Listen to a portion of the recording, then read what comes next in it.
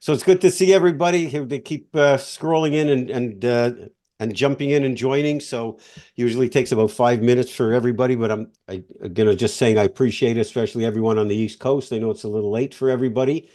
But happy to have everyone. And like Sia mentioned earlier, I hope everybody had a meaningful long weekend. And for those who don't know Sia, you could wave hello, Sia. Sia is the brains behind the operation, keeps everything going with all of my technical challenges. So very helpful. So thank you again, Sia, for that. Um, we're going to keep everybody on mute, and then we have it open up for a Q&A towards the end. So it's free for all. And please log your question. You can put them in the chat as well. If for any reason that you have to exit, we'll answer those. And the recordings usually get up in 3 to 4 days, and they'll appear on the YouTube channel. And this one will be, the title will be Due Diligence. It's on the playlist of the YouTube channel, so very easy for everybody to access. Today, I think this is the Learning Series webinar. I think this is number 6. So today we're going to discuss due diligence. And I know for me personally, the 2 of the 23 stages in the business buying process, I think negotiation and due diligence for me are always the most interesting and exciting, because it's when on the negotiation stage when you get the opportunity to really gel and meet and spend time with the seller and establish a good relationship, and the back and forth and the challenges that go with that, and the excitement of the negotiation I always find really enjoyable. And then the due diligence is, we'll talk about how your approach is and when you should be starting it. But the one thing about due diligence, it's probably the greatest learning piece in the business buying process. And so much of what you learn during a formalized due diligence in any deal, even if that deal does not go through, it's amazing how much you can apply to the next deal. So it's even if a deal for some reason doesn't work out, it's never lost, because there's so much good learning and that you can extract from it. And I find it really interesting, because you start early on, which we'll talk about in a minute. For those of you who have joined our seminars and webinars in the past, welcome back. And for all the newcomers, we're thrilled to have you. And just as for information for anyone, for this is your first Learning Series webinar, we post all our webinars on YouTube. Everything we talk about is in a building block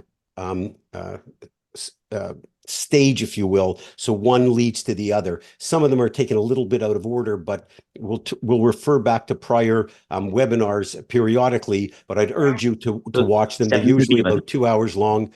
And it's terrific learning. All of them are followed by a Q&A session. And so I'd really urge everybody to go back and look at those. While it may be a little bit of time for you to go through them, I promise you it's well worth the amount of time that you put in, because we cover a whole range of stages in the process, and it's really helpful learning. For those of you who if we haven't had the chance to meet, I've been in the M&A world, which is always a fancy word for buying and selling businesses, for 34 years. I can't believe it sometimes. I've bought and sold 14 of my own companies, which includes one co-investment, and deal sizes from $50,000 to $208 million. So a pretty wide range. I've been in your exact shoes countless times. So whatever approach you have, however you're thinking about this, any challenges that you have, I've gone through that as well. And so when we talk about some of the scenarios, these are real world scenarios, and I can certainly empathize with anything that any of you are encountering and challenges along the way, because I've lived it exactly, and I live it. I get up every day to buy businesses. And so I've lived through this for decades, and it's a fantastic journey, and hopefully help you get there successfully. For you to get the most out of today, you have to be open-minded. Unless you've had a wealth of experience buying businesses, you want to look at this as an I know nothing attitude, because the reality is nothing that you've ever done has prepared you for the process that lays ahead. Regardless of education or experience, if you haven't gone through the process of buying businesses, this is very unique and different. It's not difficult. And I'm a prime example of that, because I don't even have a university degree, and I've bought 14 companies. This is not difficult. It's complicated. So if you break it down to bite-sized pieces, which is the way we tried to do it, you can navigate your way successfully. And you don't need a ton of money. I bought my first business for $30,000, which we calculated was about today's equivalent to about $75,000. So this is very doable if you manage it well and you know how to navigate your way through with the right knowledge, the right knowledge, the right advisory, the mindset, and a blueprint to do that. Part of the genesis for doing all these sessions was the forums and Facebook groups and other groups of business buyers that are online and exchanging ideas and crazy answers being given to people with no experience. You have a whole group of people with no track record, no experience, and they're asking questions to people who have no track record, no experience.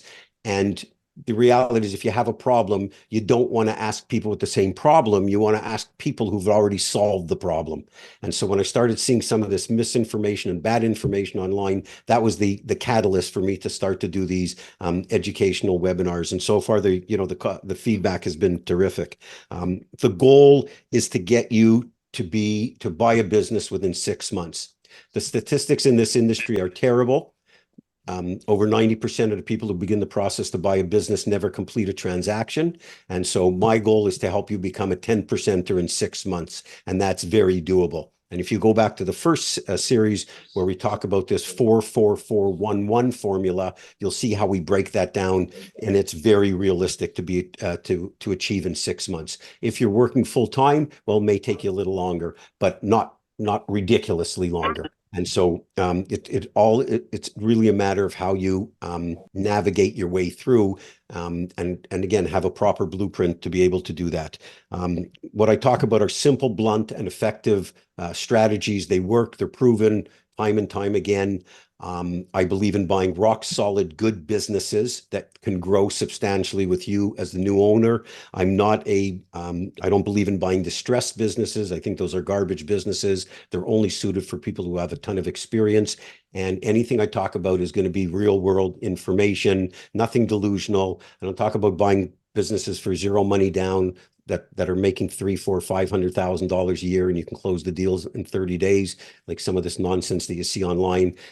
That's not. I don't come from that standpoint at all. And if that's something that you're looking for, it's probably the wrong place for you. And so I just want to be very clear that the strategies and what we talk about here have proven themselves repeatedly.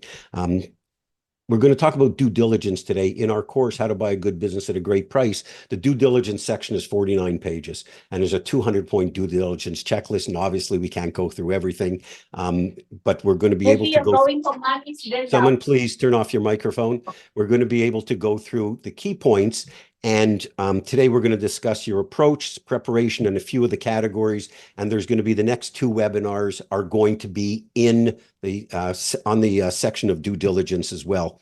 I read a letter a while ago from that was brought up as a question to Warren Buffett at one of the Berkshire Hathaway's annual meetings, and someone asked a question, and I want to try to put the formalized due diligence into context for everybody. And the question that was asked to him, and I'm reading, I apologize, but I want to make sure I cover it off. The question that was asked to him is why they don't do more due diligence. So one of the attendees asked Mr. Buffett, why don't you do more due diligence? And this is his answer. He says, it's interesting. We've made plenty of mistakes in acquisitions, plenty. And we made mistakes in not making acquisitions, but the mistakes are always about making an improper assessment of the economic conditions in the future of the industry of the company. They're not a bad lease. They're not a specific labor contract. They're not a questionable patent. What counts is whether you're wrong about, whether you really got a fix on the basic economics of how the industry's likely to develop, or whether Amazon's likely to kill them, in a few years or that sort of thing. So that's what we talk about early on when we talk about the 10 commandments. And when you pay for the past, you consider the present, you buy it for the future. When you're going through due diligence and you're evaluating, you have to come up with one of the pictures of what life is going to look like with you as the owner of this business post-transaction. And so that's really, really important. And then he goes on to talk about, he said, it just isn't the things that are on the checklist that really count. Assessing whether a manager who I'm going to hand $1 billion to for his business, and he is going to hand me a stock certificate, assessing whether he's going to behave differently in the future in running that business than he has in the past when he owned it. That's incredibly important, but there's no checklist in the world that's going to answer that. And this really plays to the point of what we talked about in great detail about the right business and matching your greatest skill set to the business, because you are, in the case that he's citing here, you are that manager. And so you have to determine that you are that person, that right person to operate that business, much like Warren Buffett and his late partner, Charlie Munger, bet on the manager of the business that they were going to buy. They were betting on the jockey, not necessarily the horse. So that's critically important. And the other part of it is, if you're going to be financing any part of this deal, whether it be SBA financing, private investors, commercial loans, or the seller, any one of those lenders, you have to impress them. They have to be convinced of the business that it makes sense, and you're the right person for the business, because it's not the current owner who's running the business, it's you. And so when Warren Buffett talks about due diligence and not paying as much attention to the checklist, looking at how they look at businesses, what the future looks like, that, to have some context, is what a main goal is of due diligence and what you're going to be doing. Now, we have a 200-point due diligence checklist. So somewhere between Warren Buffett's version of due diligence and the 200-point due diligence checklist is really where you're playing. And the other thing is, you don't have $1 billion to make a mistake.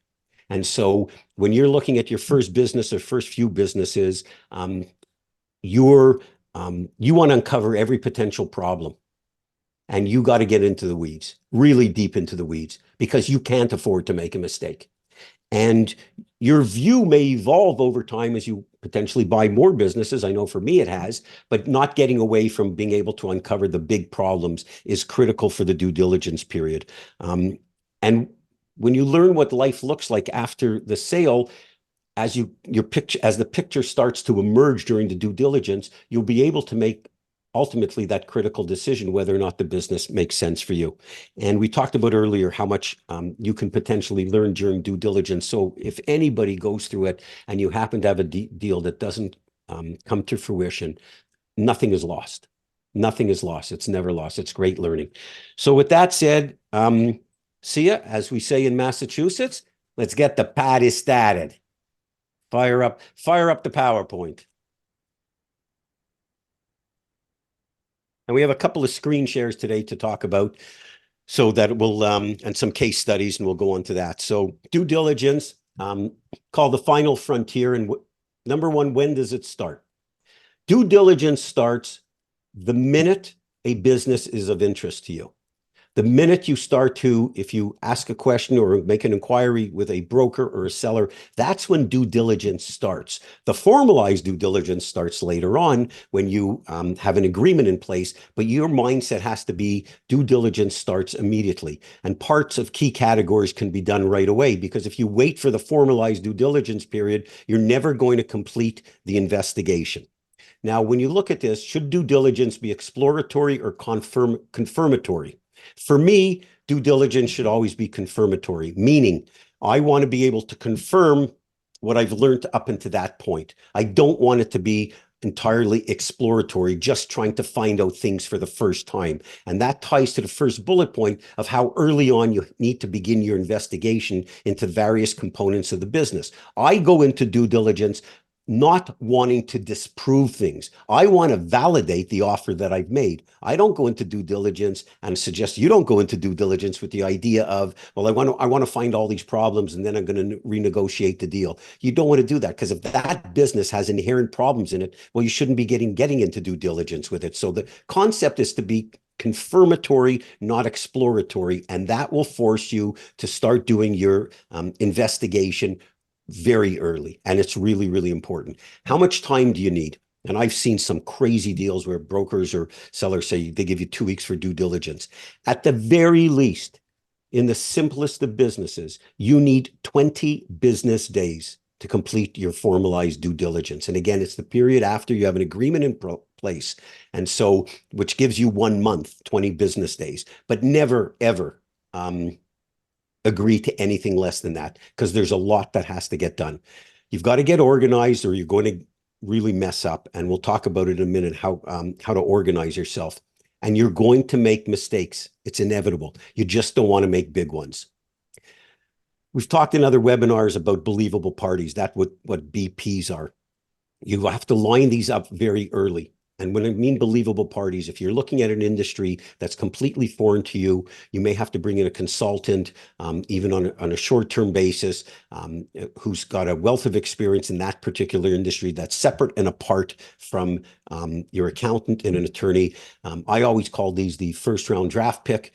And when I did my work in partnership with Devin Dalio and Ray Dalio in the Dalio family office, they had this great term called believable parties. And I think it's spot on. You can find this through, contacting industry consultants, through trade associations, get introduced to them, contacted them. I would suggest you do this very early on in the process. Make the contact, ask them what their fees are, because you may need them later on.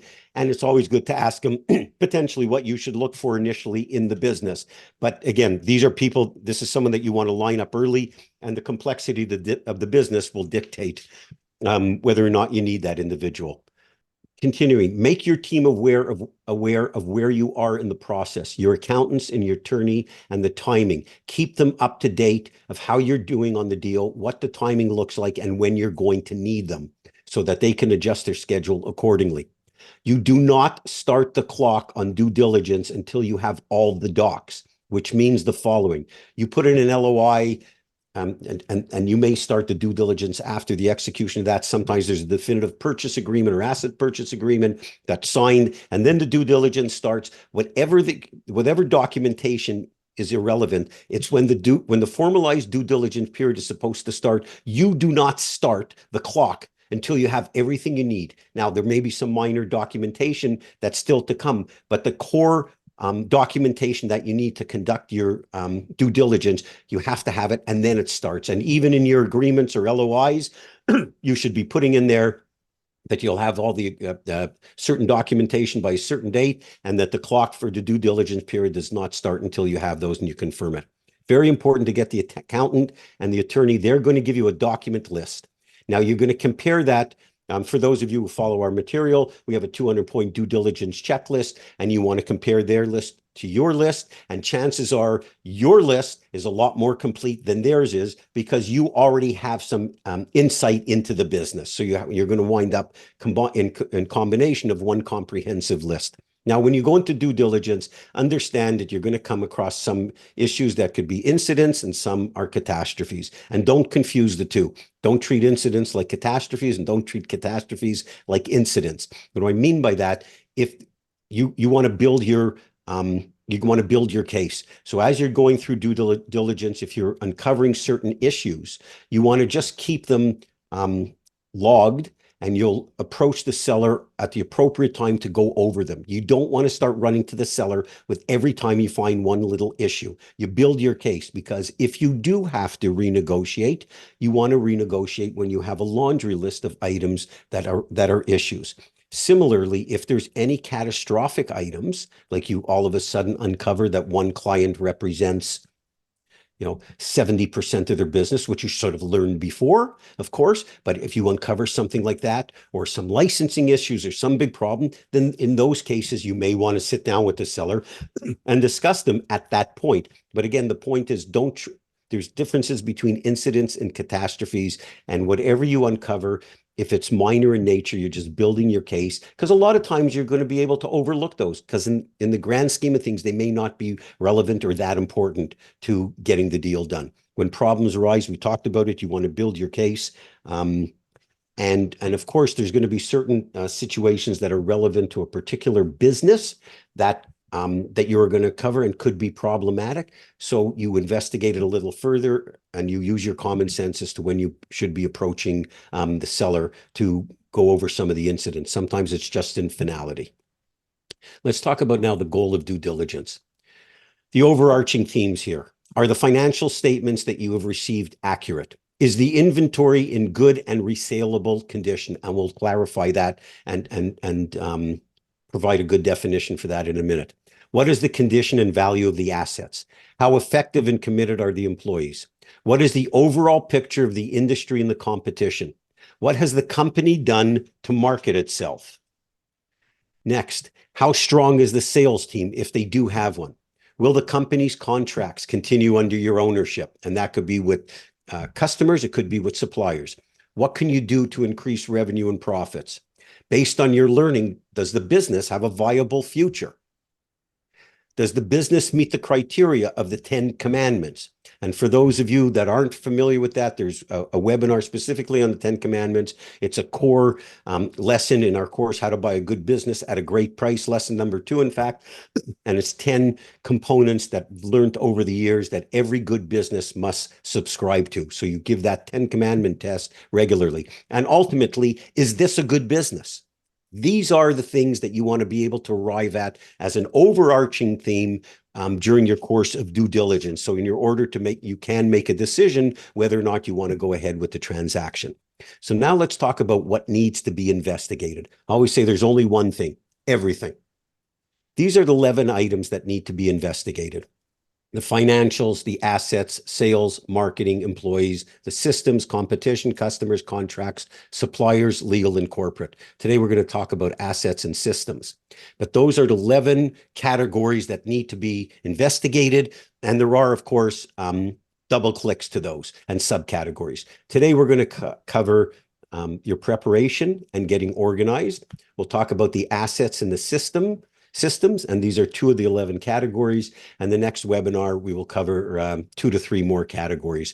The reason why we're going to only cover 2 today, because I want to talk about help you with your approach, your preparation, and organization. And also what you must investigate as soon as possible and before the formalized due diligence period. Now, organization is everything.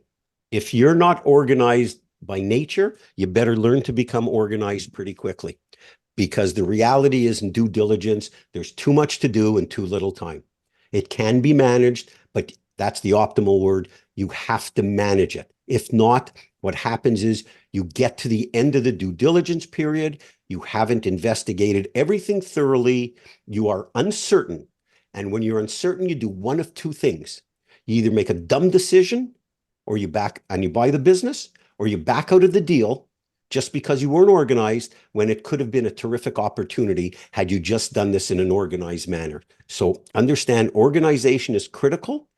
And if you're not organized, it's going to lead to costly mistakes, because if you overlook something and you go through with the deal, you're going to have a problem later on. I can assure you that if you do this in a well-organized manner, step by step, everything you need to do can get done. This is like the rest of the buying process that we break down into bite-sized pieces. This is all manageable, but you got to get organized and you've got to do it methodically. You want to keep notes because items come up all the time. So when you're driving in your car and you say to yourself, geez, I remember, I've got to remember to do so-and-so. If you have to, pull over and write it down. Okay. Or put it in your phone in a place that you're going to access regularly, but don't think that you're going to remember it. Put it down to paper. And I'm going to show you a system, quite simple, that will keep everything in one place and organized. And the only way to do a flawless due diligence is get neurotic about organization. Articulate everything you need to know and investigate by category. And you have to detail the materials that you need, the collateral materials that you need for each of the categories. And we're going to go through all of this. I just want to give you a good overarching view, or a 30,000-foot view to all of this. So again, you want to be highly organized. You've got everything. You've got to articulate it and write it down. And you need to have detailed information about what materials you need for each of the categories and everything that needs to be investigated. So there's 3 steps. I know when I talk to people about this, you can call me old-fashioned, but I promise you're going to thank me for this. So you want to set up a due diligence binder, an old-fashioned binder with 3 rings, and you want to set up tabs for each of the 11 categories. And I know some of you use project management tools, and those are okay if you're proficient at it. You don't want to learn a new platform when you're going into due diligence. So if you use digital platforms for your organization or project management tools, that's fine. I believe in doing it the old-fashioned way, only because it works. And every one of our clients and people I work with tell me over and over again that I'm glad that they decided to forego digital organization and keep everything in a binder, because it's much easier to write things down. So you set up a due diligence binder. Again, you want to do it in a platform, that's fine, but you want to set it up by 11 categories plus one other category called other. You want to print out the summary reference sheets that we have in the course.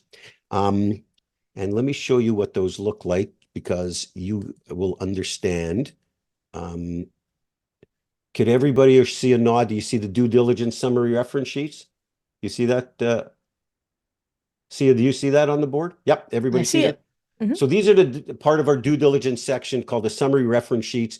These we talked about, key questions to answer in the categories and some of the things for start date. But what you want to do in each one of these categories, this is the way it's organized. So for financials in the income statement, here's what you need to know. Here's all of these points, and particularly related to the income statement and your required materials. The company's income statements going back as far as possible. Company tax report, comparative report outlining all revenues and expense items from one year to the next. Projected operating financial statements, if available, from the seller. Projected revenue and expense statements that you must do. The chart of accounts. So everything within these summary reference sheets are organized that way. Same with the balance sheet, what you need to know, and the materials required. And this is the way you must get organized. Now, I want to make sure people understand, our webinars are not an infomercial to sell our program. You make that decision whether or not you want to follow it. However you decide you want to proceed with your due diligence, there's no escaping this as the way to go. So break it down, everything that you need to know, and more things will come up. So you got to keep those current, and all the materials required, because the seller has to provide those. And this is what that summary reference report provides for inventory all the way through, for every one of the 11 categories and the subcategories. Then you want to set up a master to-do list. And I think we can, if you have to put notes on your phone or pad in your car, it's all fine, but you want to transfer them to a master to-do list. And again, this could be from a project management perspective. This is the way I set it up. Okay, so I put all the category, and RP, which is not Richard Parker, that's the responsible party. Who is responsible, whether if it's Bob Jones or Irene or whoever it is, their initials, the status of it, the follow-up date, and the comments. So for example, assets, get detailed list of all assets. Aaron Aronovich is required for it, got it provided by April 25th. I'm going to follow up on April 30th. I need the make, model year, purchase dates, costs new, the maintenance records, and the replacement costs. Everything that you need to do, this is your master checklist. So you have your summary reference sheets of everything, and then there's going to be ancillary follow-up. And I don't want anyone to feel intimidated, just to understand, if you keep these well organized and you have your master to-do list and then your reference sheets that you go through the materials, you're going to get through this in a very, very, very effective way. And again, if you want to do this on a project management platform, that's fine. I like to have things in a binder where I could reference them constantly. That's just my own preference. But however way you do it, you need a version of these two things. There's no escaping it, because again, if not, things will fall through the cracks. Okay, let's talk about the pre-formal due diligence and what you can do. This is before you have an agreement in place, but stuff you could start working on immediately. Remember, you can't wait until there's a signed deal. Your investigation starts immediately. As soon as a business is of interest to you, you can start digging into the due diligence, not on a superficial level, but on a good level, to really start getting some information. Everything you can potentially cover as soon as possible can be done, such as first of all, you got to learn how to read financial statements and tax returns.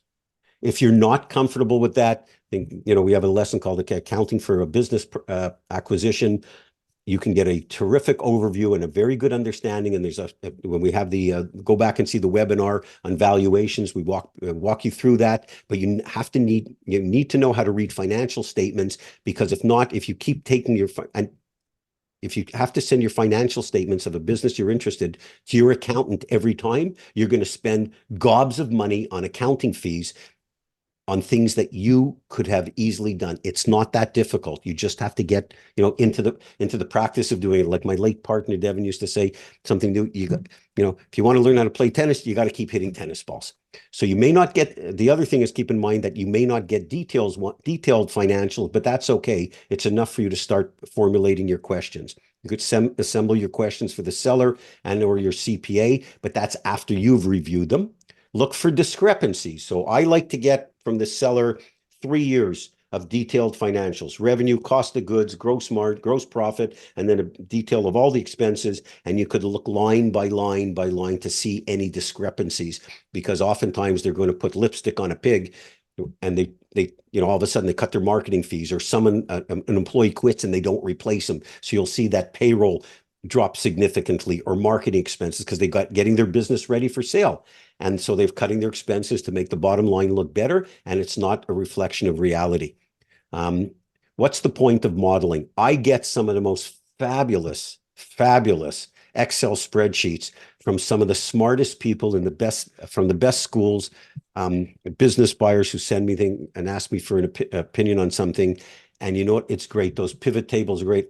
I don't know. Like, I graduated #1 in the province of Quebec in math, and I still can't. I don't even know how to do a formula for an Excel spreadsheet, but I know how to read a financial statement. The point of business modeling is great, but you're trying to predict the future, and no one knows what that looks like. So your time has to be spent following commandment #1 in the 10 commandments, which is pay for the past, consider the present, and buy it for the future. You're basing your valuation on the financial history of the company. The other thing that you need to do when you're looking at these financials and you're putting together these wonderful spreadsheets of best and worst case scenarios. Worst case scenario does not equal growth.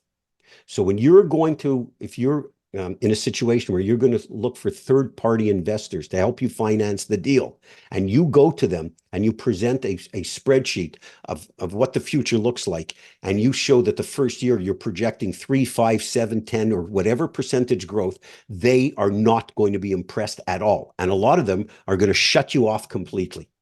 Worst case scenario means no growth, or it means a decline. And so when you go out, and the reason why I'm trying to emphasize this with everybody is, when you make those presentations, you don't want to come across as someone who's unrealistic. Reality dictates that worst case scenario, or reality for the first year, is the business is going to hopefully be status quo, stable, and there may even be a small decline. So don't paint your worst case scenario as a 10% increase, because that's just not reality. It's not believable, and you're going to get shut down. The market and industry outlook, something else that you could do pre-due diligence. Is it local? Is it national? Is it what are the macro trends are okay, but use common sense. And what I mean by this is the following. I was working with a particular buyer, and we're acquiring a moving and storage business in South Florida. It's a pretty significant business. And the deck from the broker started out, and I made a note here because this was verbatim. I dug it up. It said, moving and storage is a $20 billion market in the USA, blah, blah, blah, and went on to have all these macro trends. And we're saying, well, like, what does that have to do with buying a moving and storage business in Miramar, Florida? It's not even relevant. And so you need to understand that the data that you want to get, you've got to get it specific to the area that you're looking and where that business operates. Yes, it's important to understand what the overall picture looks like for the industry, and that could be a macro trend. But we're trying to get metrics and data points related to a business, make them applicable to the business. What business, what moving and storage companies do in Omaha, Nebraska, has very little to do with what the market may look like in, again, Miramar, Florida.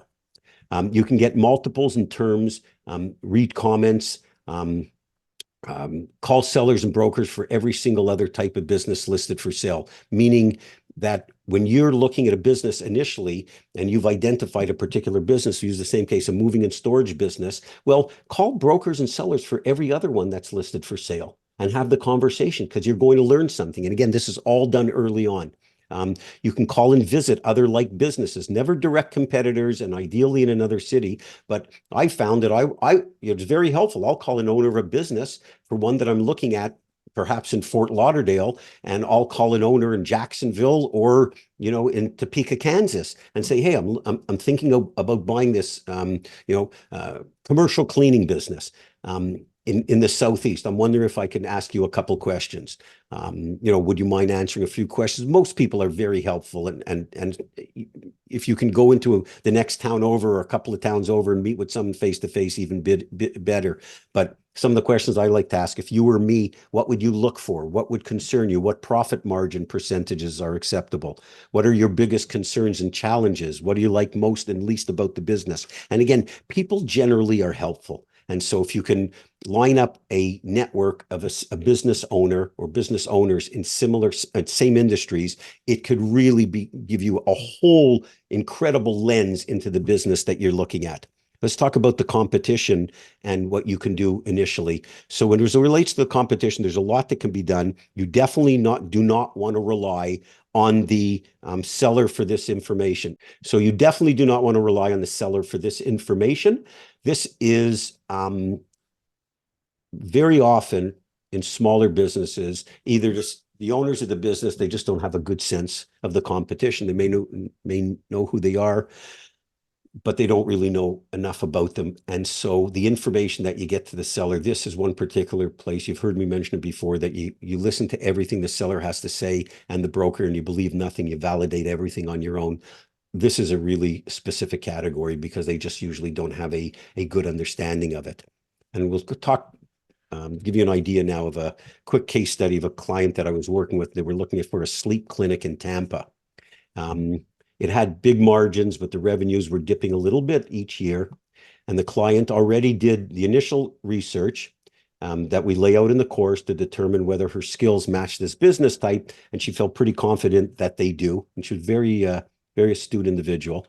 The key points that she had taken away from this was one of the clients' 5 golden rules. When I took the buyer client, a client of our course, How to Buy a Good Business, a Great Price, one of her 5 golden rules, and we talk about this in earlier webinar. It was a high margin business. She really liked that.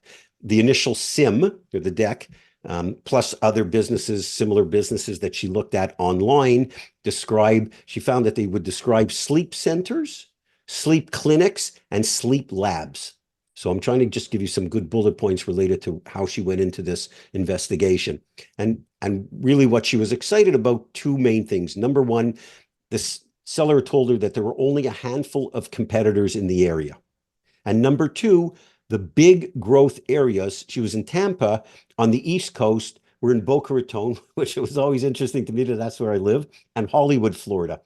But it struck us as odd because if there was only a handful of competitors in the area, why would the owner why wouldn't the owner want to expand locally versus 200 miles away? It sort of, those 2 things didn't conjugate. So we knew we had to do some additional investigation. And anybody, if anybody wants to jump in and have some ideas how you'd go about doing this related to the initial investigation, this is pretty generic, but here's some of the things we found. And keep in mind, the 2 main points were there are only a handful of competitors and there's big growth in some other areas.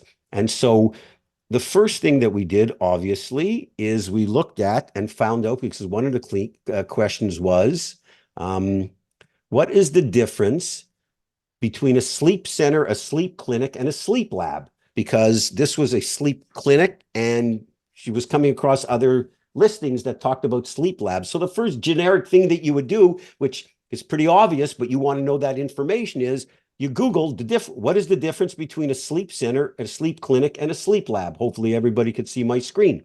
So it gave the definition here that sleep clinics and sleep centers are used interchangeably. So that's great. But sleep labs are testing sites. and some of the testing sites offer outpatient treatment. So now she went in and at least was able to say that these are the differences between the two. So anything that they looked at online, understand whether it was a sleep clinic, stroke center, or a lab. The next thing was, if you recall, they said that there's only a handful of competitors. So very simple. Looked up Tampa sleep clinics, and there were 22 of them. Now, I don't know about you, but to me, only a handful means like 5 or less. And as it turns out, the area of the one they were looking at was right here, where there was about, I think, 7 or 8 of them right here. So it's like, oops, okay, well, a handful, it could be 5. It's certainly not 22. So either the seller didn't know what they were, didn't know the competition. They were either full of it, clueless about the market, or maybe both. And so that changed the whole dynamic.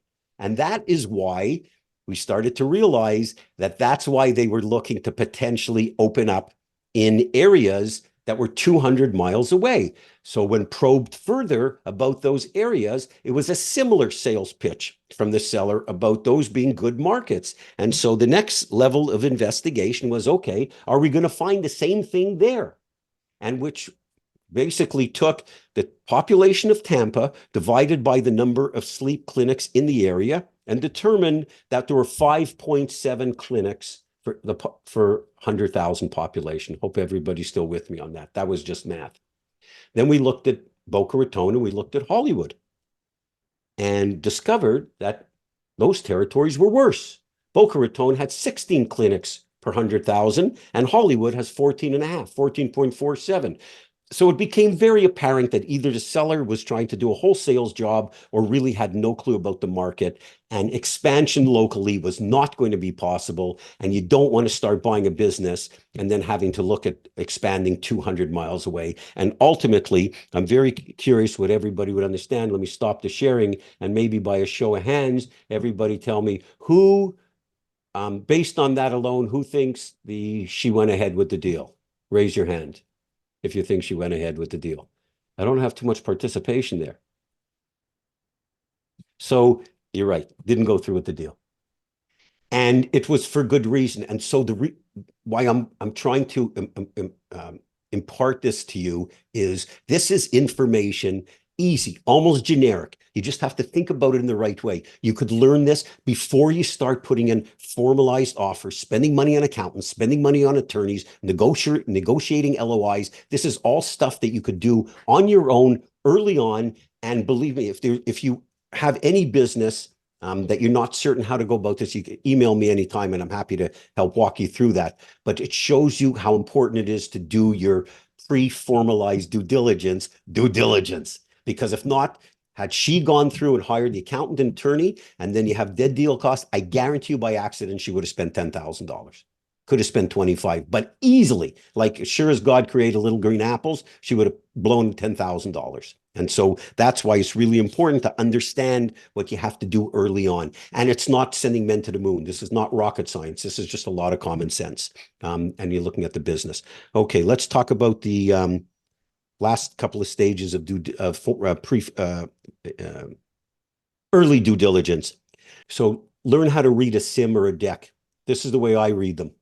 Once I read through the whole deck without taking any notes, and then I read through it a second time and I take notes and I break it down into questions that I might want to clarify with the seller or broker, or things that I want to investigate on my own. This is your template, your working document. So when you get a deck, yes, there's a lot of sales pitch stuff in there and it presents the business in a certain light, but there's also, if written half decently, it's going to present you with a ton of information. So you read the first thing. I like to read it again without taking any notes, because oftentimes a question that I have gets answered later, but you could read the whole thing and then take your notes, and that will very often be the trigger for what you could investigate independently. You want to look for such items like specialized licenses if they're required for the business. Do you have them? Who does in the business? Can they be attained, transferred? Are there any local laws? Is there any lease expiring shortly? What else may be available nearby? If it's a destination location, it may not even be worth pursuing if there's an expiring lease that you can't. If it's a destination location rather, and you can move it, it's fine. But if it requires and relies on an anchor tenant, that changes the whole dynamic. If it's a retail location or something of that nature, if there's real property involved, is it or can it be or must it be included in the deal? And if it's not, you may have to acquire the business without the property. You want to look for other potential locations. And there's not that, not all businesses rely on its location or its property, but if it does, you have to investigate that. So, contact a commercial broker and you can get some comps. This is especially important if real estate is included or must be included with the transaction. You've got to get ahead of what is the property worth, because the seller may be asking 5 million for the property and it's worth 3. And that's binary. I mean, you get comps and you can find out what it's worth, and it's based on an appraised value. If 2 owners are leaving, what are the replacement costs for one?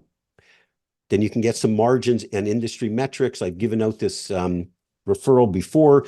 Bizminer.com, bizminer.com is a terrific platform for providing metrics, very granular metrics of business types in local markets. It's worth subscribing once you have a business in mind, so you can verify some of and compare and contrast some metrics. Let's talk about the due diligence of the assets. There's only a few points in this category, but it's a biggie. It's where countless inexperienced buyers trying to buy a business on their own often make the single biggest mistake of the deal. And let me repeat that. This is often the place where buyers make the single biggest and costliest mistake of the deal. And it's related to obsolete or the wrong inventory or failing equipment. The 2 main categories, number 1 is inventory. Number 2 is FF&E, which you'll see on the balance sheet, which stands for furniture, fixture, and equipment. The FF part is simple. It's the E, the equipment, that needs attention. So inventory, the main question that you need to have answered, is it good and resaleable, and by when? When does it become obsolete? Not every business becomes obsolete. It could be inventory, but it also can be a case where it has excessive inventory.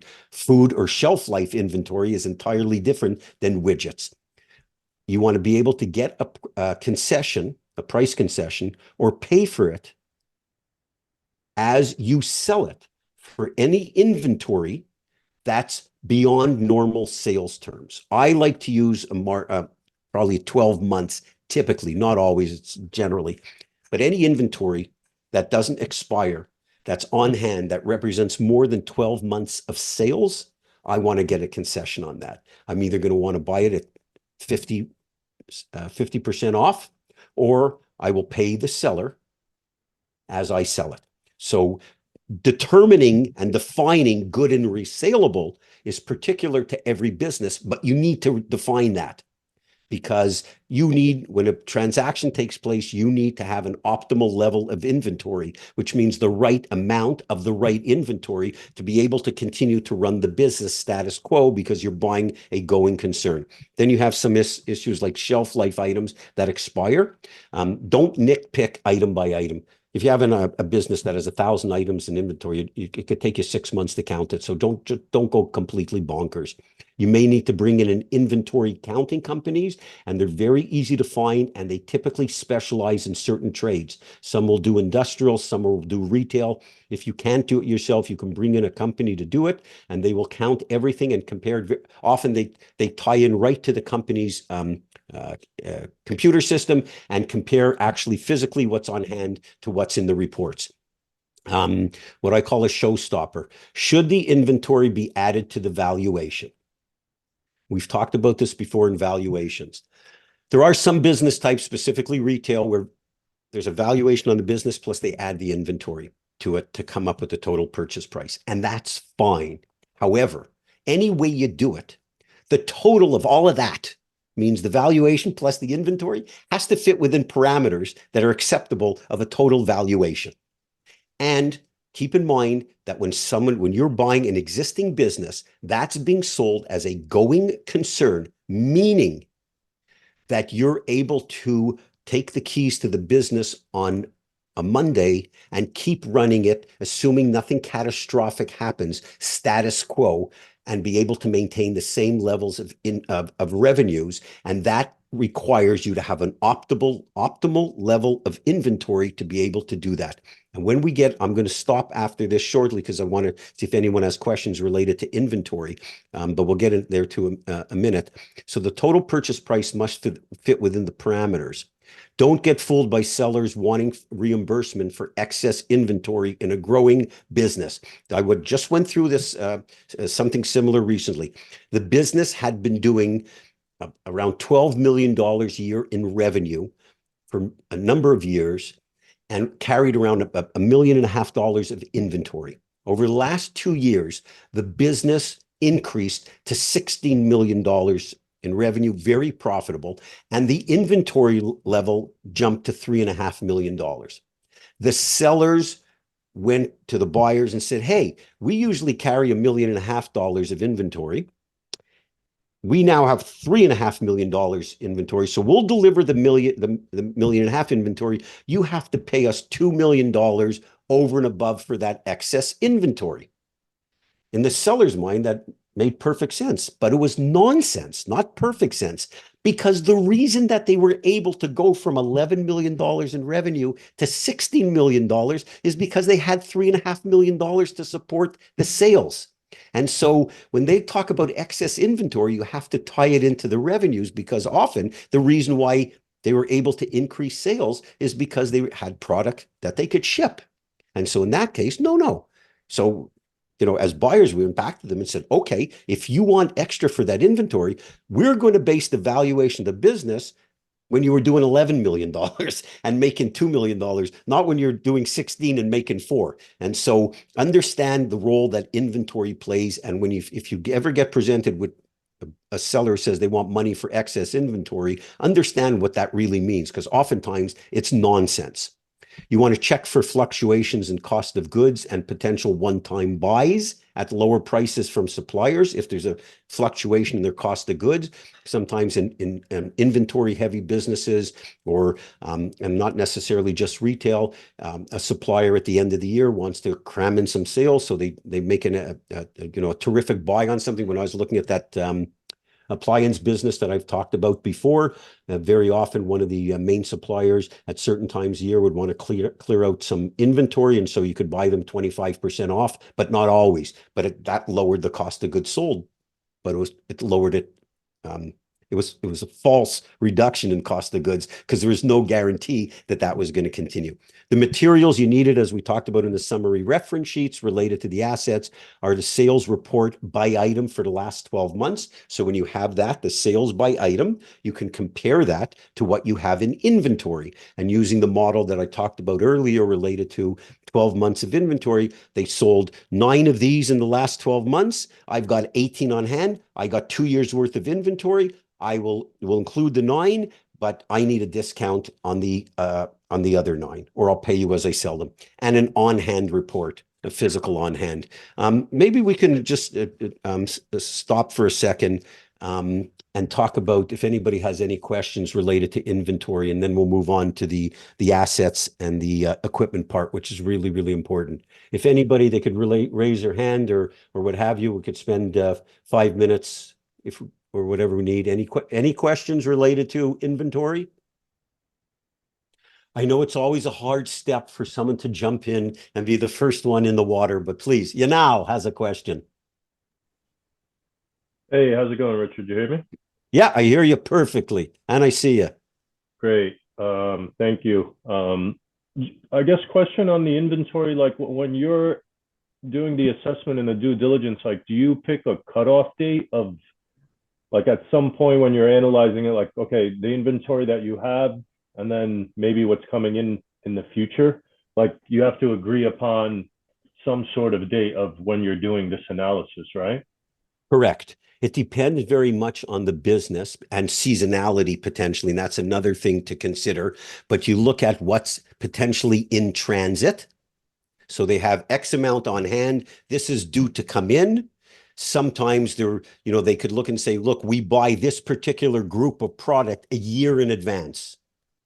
Okay. I have one client who brings in private label merchandise with their own label on it that they sell to their customers. They have to buy the entire year of inventory one shot and they sell it, but there's big enough margin. So yes, in cases like that, it's a terrific question because yes, you would have to factor that in. Now, in that case, what you have to look at and say, am I getting excess inventory?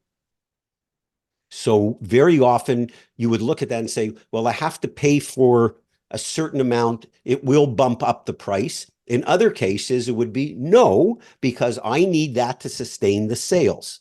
In other words, right? So it very often, it's industry specific. Your point in your question is spot on correct. You do oftentimes have to have a cutoff point to analyze the inventory, but not always.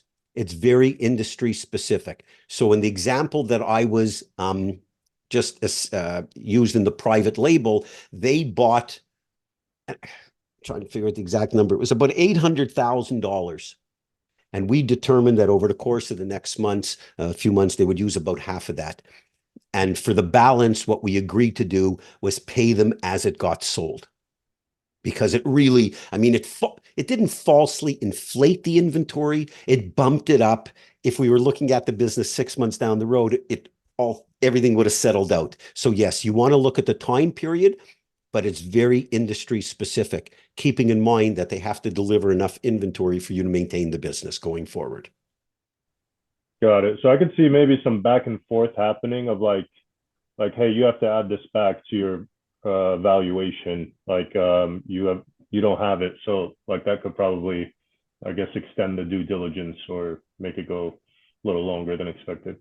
Yeah, it can. Absolutely. Yeah, your question is spot on, and I'm glad you brought that up. And yes, it could extend it a little bit. It shouldn't extend it too much because the company should know what's coming in, right? So, exactly what they have ordered. Or it could be a case of saying, well, you, for example, want to make sure that the closing date corresponds with when that inventory should be there or should not be there. And also the other thing to consider is, for example, what we talked about, that private label, if they don't, imagine they ordered it like 6 months in advance. They pay for it. What if they got in terms? And so all of a sudden you're a month into and say, what do you mean? There's vendors asking for $800,000 for inventory? Like, I didn't even know about this stuff. And you're stuck with the business. So that's why really doing a deep dive into the inventory and verifying, transactions of the past are so important. So yes, it could potentially delay it a little bit till you get that all, figured out. Absolutely. It's possible. Yeah. Thank you. I have another question if no one has any questions on the inventory. Just Go ahead. broader. You're live and in person, so it's the same price to ask too. Okay. So, I mean, I'm thinking about like the 20 days that you said is on average, like to kind of close due diligence. But I'm thinking like with someone doing this for the first time, getting everyone aligned of like the accountants, the lawyers, you have to get them, prepped beforehand.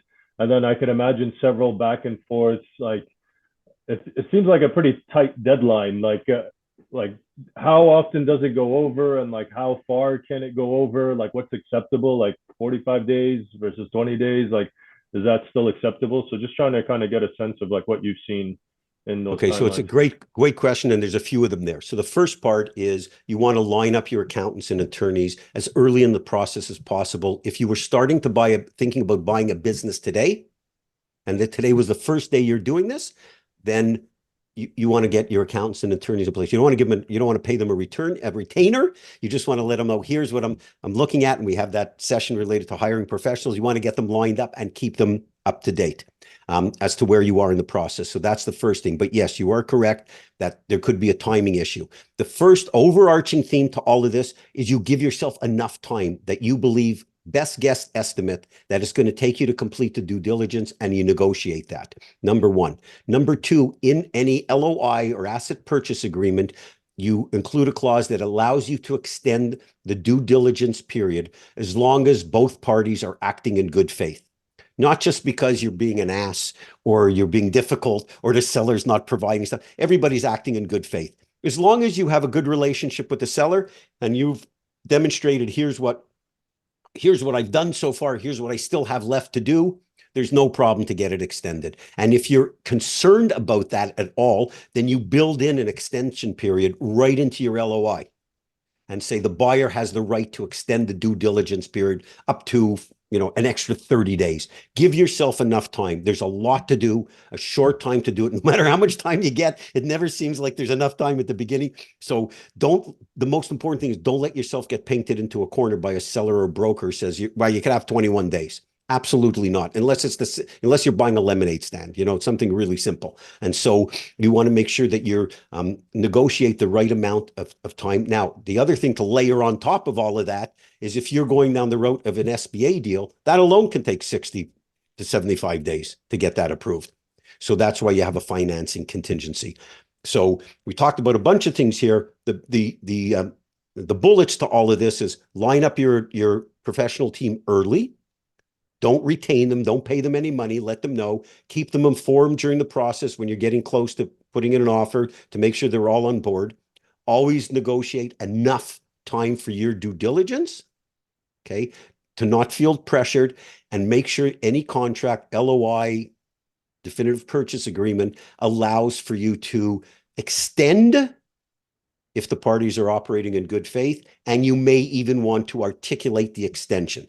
So, included this is a 30-day due diligence, a 30-day due diligence period, and the buyer may extend that for up to another 30 days as long as they demonstrate that they're, making progress or demonstrate that the remaining pieces to due diligence have not yet been satisfied. Don't get nervous about due diligence or the period, because you're right. There's a lot to do. Don't get nervous about it. There's language that allows you to extend it. The other thing is, shouldn't take you 90 days. I mean, no matter what business you're buying. I mean, the worst case scenario, if there's environmental issues and, intellectual property, I mean, that could take a little longer, but it's not going to take you 90 days. Thank you. Of course. Anything else? Raj, sorry. You call on them, Sia? I was just gonna say Jemiah's next. Hey, how you doing, Richard? Good. How are you? I'm doing pretty good. Sorry, I'm driving, so I don't have my camera on. No problem. So just like a scenario, so if I was buying a HVAC company with a bunch of trucks, some equipment for repairs, and say I don't know anything about that equipment whatsoever, how I will bring in a specialist who knows how to go in and make sure the equipment or their testing equipment or whatever they use to fix, say commercial HVACs as soon as possible during the due diligence period to run some diagnostics on the equipment. Yes. So the first part I'll tell you is that's exact category that we're covering next. But yes, absolutely. You need to bring in an expert to make sure, because you potentially, I don't want to ruin the thunder of what's coming up next, but the reality is you need to know the condition of that equipment. And by and large, no average layman or laywoman or layperson is in a position to evaluate the condition of those assets. So yes, you're absolutely correct. Very often that's where you need to bring in what we talked about earlier, the believable parties. And the next section will expand upon that. Okay, perfect. Thank you. Nate.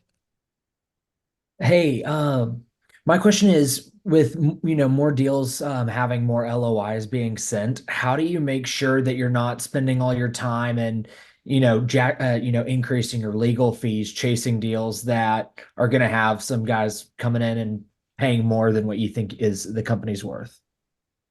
It's a great question because it could easily happen. So the most important thing, Nate, and I think, Nate, this is your first time on this webinar, right? Great. Yes, sir. There used to be a radio show host in Montreal, Ted Teven. He was great. You say first time caller. Okay, so Nate, first time viewer. You want to get familiar with LOIs. It's really important. At the beginning, and we have a template that we have in the course. but understanding what should be in an LOI, they follow a standard formula. There may be some slight variations depending on the deal and the contingencies, but get familiar with LOIs because you want to use one template. If you're not, if you feel so inclined, you could always have one written, the first one written by your attorney. You use that one. You have a space for additional contingencies that are particular to that business. Because what you don't want to do is you have to make offers. I mean, part of this process, you've got to get comfortable making offers, but you want to make sure that you can draft the LOI, meaning you have the template, there's a room for 5 or 7 contingencies specific to that deal. And then if you have to send it to your attorney to review, it will take them an hour. It's not going to take them 3 hours. You don't want to be drafting LOIs every time, because every time, you'll spend $2,500 every time to draft an LOI. You look at 5 businesses, I mean, you're in for 12.5, which is ridiculous. So get the first one that you're comfortable with. Then subsequent ones, just add the contingencies and you're fine. They're non-binding except on the seller because you want to bind them to the price and terms. And so get used, you want to have a template that you're comfortable with and that you can use to execute. Because if you start sending, it's exactly to your point. If you keep getting lawyers to look at this, you're just going to blow a whole lot of money for no good reason. Do you mind if I have a quick follow-up? I don't mind. It's Where's for the best the place? amount of money you're paying me, no problem. Take as much time as you want. Well, do you have a good place to go find industry specific criteria for like the 3 to 5 industries I'm looking at? You're talking about like metrics in the industry?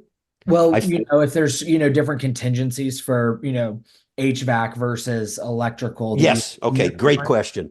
So we talked about in one of the learning series webinars, one of the most generic questions to go into Google with is, what do I need to know about buying an HVAC company? What do I need to know about buying an industrial manufacturer? What are the problems with HVAC businesses? What are the problems? And you will see that generally there's an industry trade report done by an industry expert in every possible industry. You don't necessarily have to buy them. A lot of the information, the way it's presented is as follows, Nate. They'll show you, and I forget which webinar it was because we did a screen share and showed the one, I think it was quite early on, but they often, these reports will give you a teaser. And then they say, well, if you want to subscribe for the whole report, spend $495. But the teaser alone will give you like 6 to 8 bullets. Right. The other thing, just to let you know, and when with our course, you have unlimited consulting, whatever. I've looked at God knows, I don't know, 2,500 businesses or more. So if there's ever anything specific in particular, oftentimes I'll have a good insight into that. So I think between the combination of those, you should be able to identify the key contingencies. Now, oftentimes the contingency is not industry related. It's the business related, because there are contingencies like if someone holds a license, if there's a key employee, right? If there's documentation, for example, that they haven't provided yet that you need to provide. And so very often, don't confuse when we say contingencies, it's contingencies in an LOI are typically what you have to satisfy, as you know. That's separate and apart from what your due diligence is going to be. So the contingencies are typically business specific, not necessarily industry specific. And so if you dig into that a little further, an HVAC business, you want to know one of the contingencies is who holds the license, provide proof of the license, and you need to get a confirmation that the license is held with an individual, or is it held by the company, and is it transferable? One of the contingencies may be that the lease is transferable to you. Well, that's not industry specific, that's business specific. You'll find that my bet is 9 out of the 10 contingencies are business specific. Thank you. My pleasure. Thank you for joining us. Okay, Raj. Hi. Yeah, thank you, Richard, for the so much valuable information. So my question on the stock is, with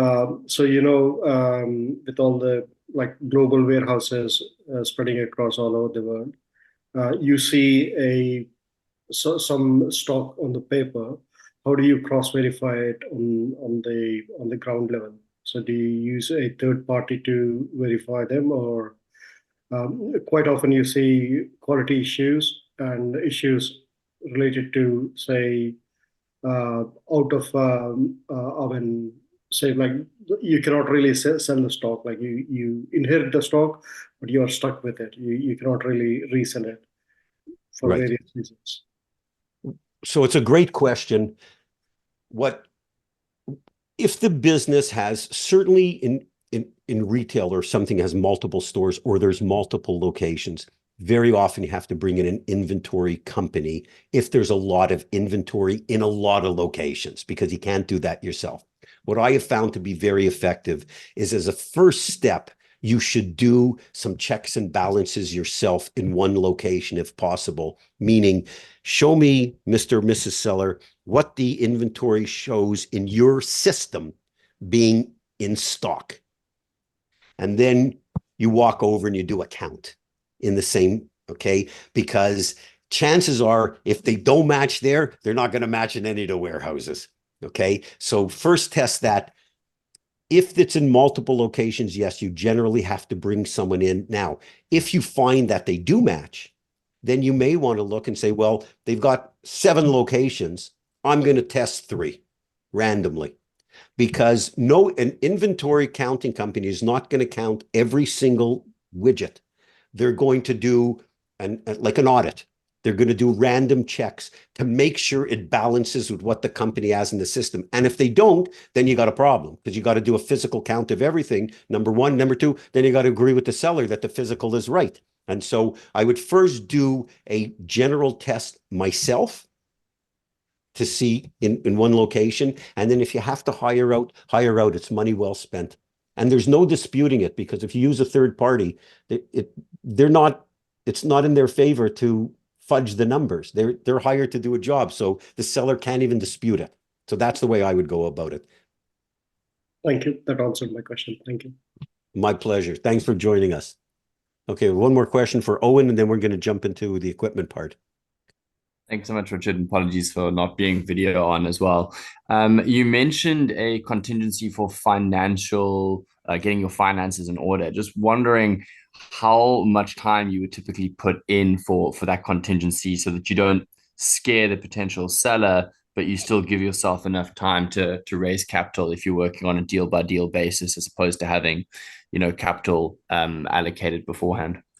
Okay, so if you don't have a lender in mind, like the SBA or a group of investors already, because if you have a group of investors or the SBA, they will typically dictate the time. They will say, we need X amount of days.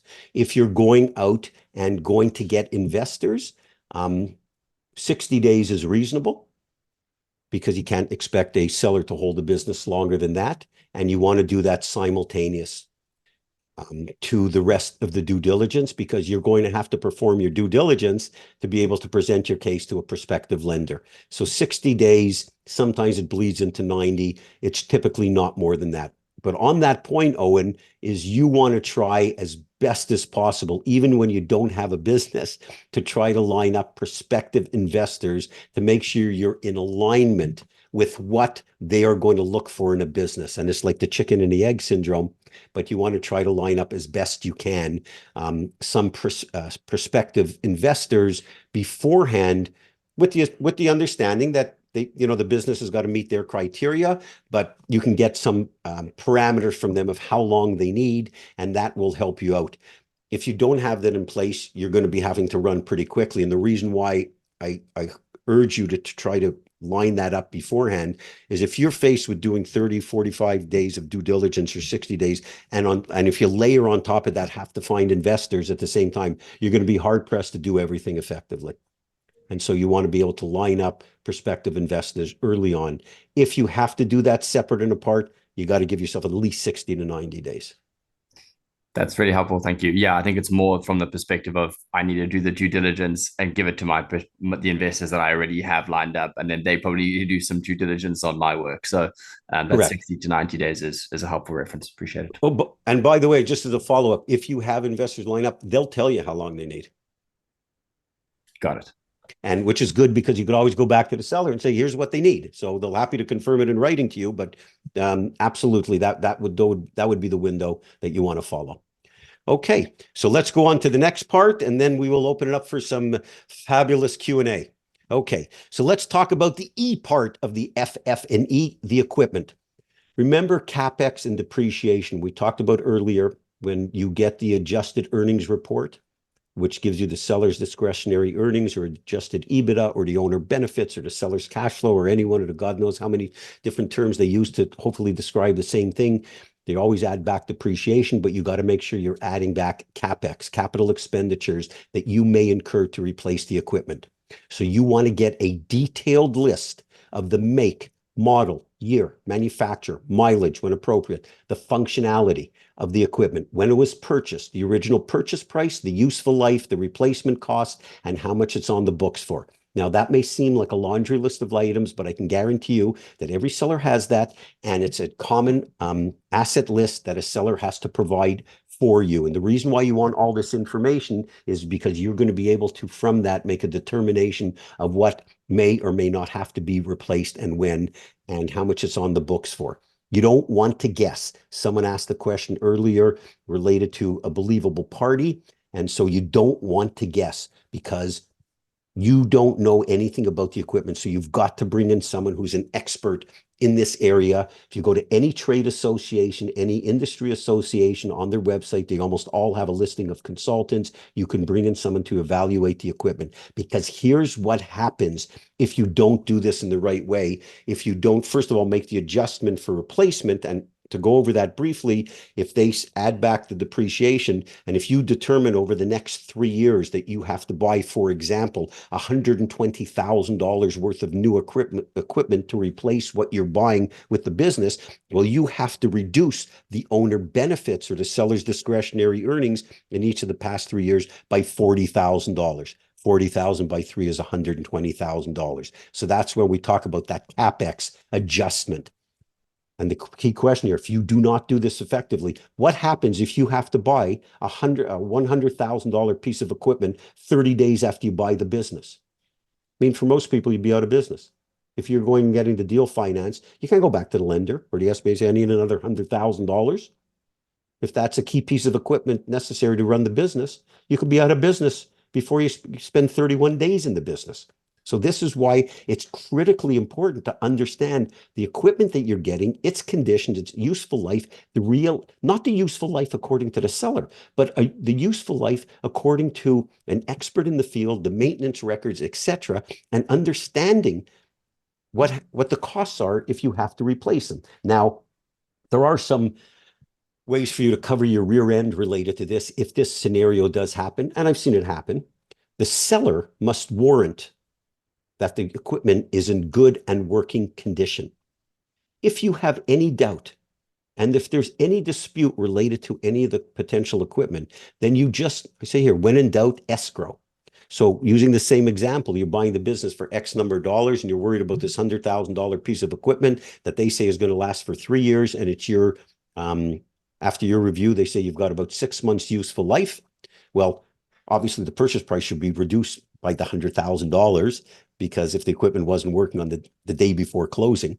So you can put the $100,000 into escrow, meaning that if the equipment lasts for as long as the seller lasts, they get the money back. If not, you use that money to buy the equipment. So you can protect yourself in this regard, but you don't even want to get into that situation if at all possible. So the thing you need to take away from here is you got to get a believable party who's an expert in this industry to evaluate the equipment, because the onus is on you, the buyer. Don't forget the minutia. You've got computers and printers and copiers, and they may be adequate, or the employees will always tell you, no, they need bigger, better, and faster, or they may need replacing.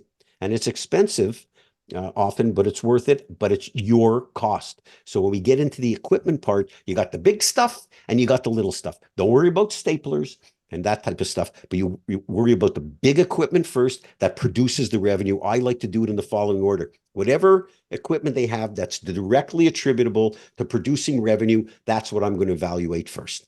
and then you go down the list. And don't get crazy. The seller says you have 7 staplers. You're not going to start counting staplers and say you only included 5. Like, don't get completely neurotic about this. Understand the priority. But when it does come to computers and printers and copiers, those very often have to be replaced. And so you need to consider that. They may be in good and working condition, and that's what the seller is delivering, but you may have to replace them afterwards, and it is at your cost. You just don't want to get into those scenarios with the big pieces of equipment. What materials are needed to evaluate the assets? You need a listing of all items, as we talked about, make, model, mileage, etc. We talked about in the prior notes. You want a depreciation schedule, which indicates the accumulated depreciation, what is remaining, meaning they bought a piece of equipment for $100,000. It gets depreciated over 10 years. They've had accumulated depreciation of $70,000, means there's theoretically 3 years left of useful life. It may last for another 30 years, but you want to understand how it's depreciated. And if anybody has any questions related to the financial parts, because we've covered these before, but feel free to email me and I'm happy to give you a separate and effective accounting lesson. I promise. Don't get intimidated or worry about the accounting. It's numbers, it's math. Numbers don't lie. It's very simple. 1 + 1 always equals 2. So if you're unfamiliar with financial statements or some of this accounting terminology, don't get nervous. I promise you, this is very easy to understand, and I'm happy to explain it to you separately. Lease contracts, will leases be paid off, or does the buyer take them over? They should be paid off at closing. Oftentimes, they could be paid off and then the equipment has to go back, or do you have to replace them?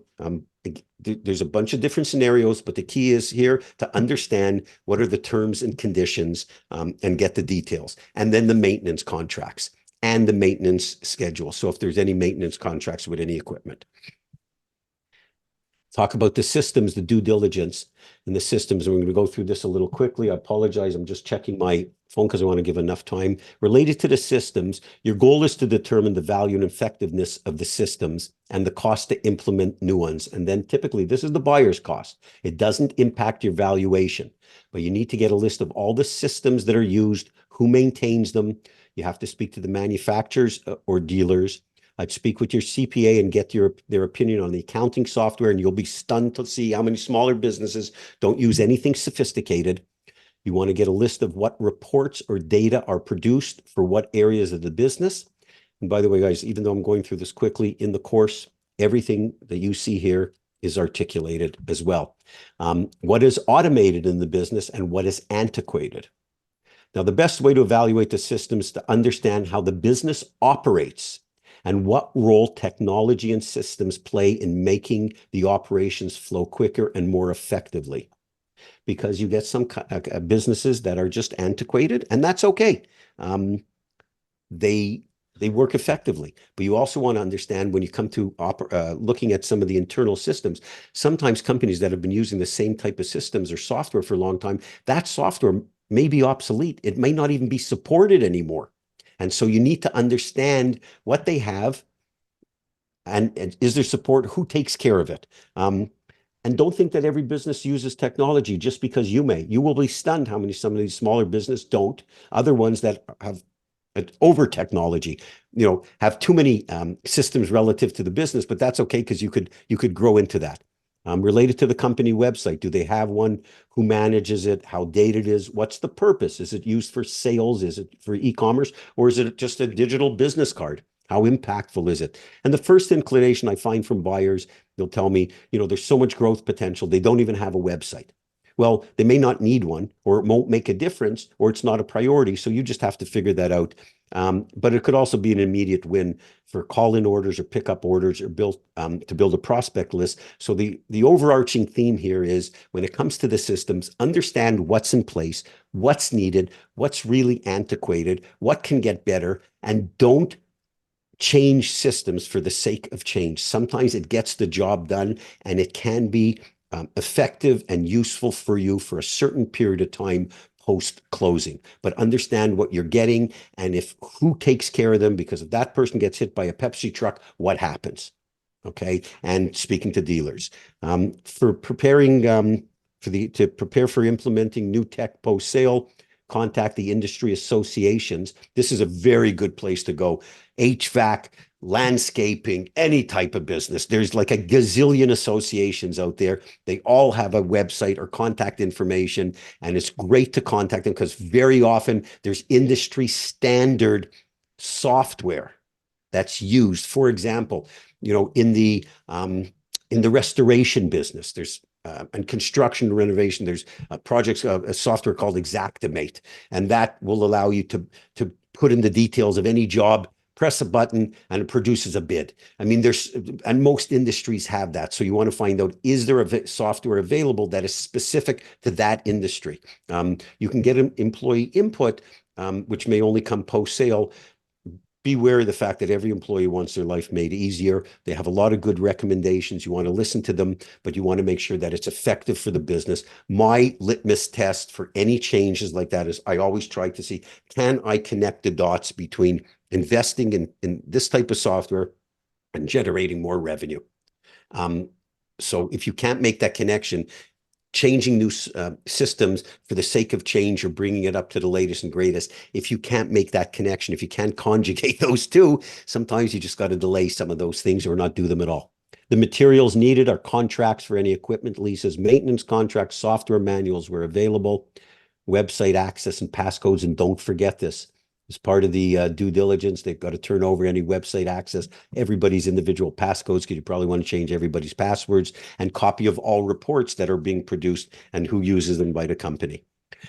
Okay, we're almost on to our Q&A. Could you take that off for a second? Just put up my good-looking face here.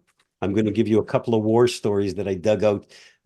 Irina's smiling because she has to, poor Irina has to look at me for about 5 webinars already. So here's what I call war stories, and I apologize for reading, but I dug up a bunch of scenarios where over the years I have an Outlook folder where it's sort of related to people that are not our clients, but I always let people email me if they have any question that they emailed me after the fact. They're not clients of ours, but they had a terrible situation arise and got themselves into trouble with a deal that oftentimes it was too late. So this is one, for example, road construction. Keep in mind, if you're buying anything that's requires nearby traffic, road construction takes place typically every 10 years. And so, and very easy to ascertain the information. You just go to the city and find out if there's any road construction improvement planned for that. Anchor tenants. If you're in a location that requires an anchor tenant, that requires, you get the spillover from an anchor tenant, you have to find out how long their lease is and whether or not they're staying on board. And you just go into the place. I mean, speak to the manager and find out if they've moved anywhere. Speak to a local commercial broker, find out if they've leased any equipment. We talk about an anecdotal story in the course about that happening specifically, where one of the employees sort of like offered the information, those poor people at the local grocery store, because they were closing that particular location, where licenses are held by the employee and not an owner. Found out after bought the business, and one of the employees had the GC license and held him hostage. Look, if I don't get a increase in pay, I'm leaving. Very easy to have learned beforehand to figure that out. Or certification that are held. Non-working partner who actually works in the business full-time, or family members. There was another one where the company received a lawsuit for sexual harassment about 30 days after the business was sold. It was an asset purchase, not a stock purchase. So in theory, the new owner had no responsibility whatsoever related to that lawsuit. That's the good news. The bad news is it was all over the internet. So their reputation got sullied. They weren't responsible, but their reputation took a beating because of it. And so you have to understand if those things, that's why the seller has to make representation that there's no lawsuits, contingents, or otherwise. They make these representations and warranties, but you have to ask. If you don't ask, they don't have to tell. Supplier concentration. This is a client of ours. There was supplier concentration, meaning most of their business was done with they had one vendor providing their product. When we had the LOI, we said we were talking beforehand related to wanting to speak to the supplier, and the seller was constantly pushing back. Well, you got to first look at the financials, sign off on the financials, every other part of due diligence, prove you have the financing, and then, if that's right, we'll let you meet with the vendor. And it just didn't sit right because they were really, pushing that aside. And we put into the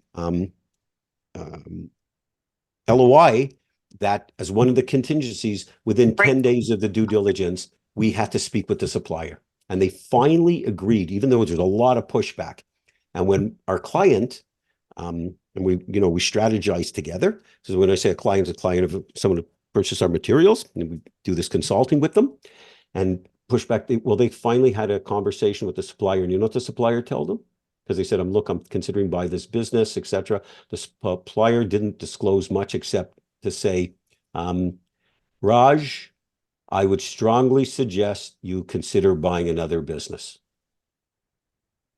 How do you like that? So here's what the backstory is.